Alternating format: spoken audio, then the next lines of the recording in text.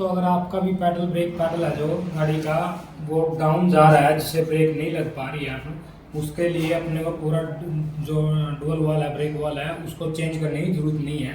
उसका एक छोटा सा सिंपल सा हैक बताएंगे आपको जिससे ये आपकी गाड़ी का ब्रेक भी बिल्कुल एकदम ओके हो जाएगा। हल्का सा दबाने पर भी गाड़ी पूरी एकदम जाम हो जाएगी। उसके लिए अपने को क्या करना है, डुअल वाल का जो पिस्टन है उसको बाहर निकाल के इसको निकाल लेना है। और उसके बाद क्या करना है, अपने को इसके अंदर जो ये बेंजो वार्सल है उसको इसके अंदर डालना है। उसके अंदर डालने के बाद है इस पैडल को ठोस कर देना है। यानी कि पैडल अगर जितना पैडल अपना ठोस होगा उतना ही अपना गाड़ी का जो है ब्रेक बहुत ही अच्छे से काम करेगा।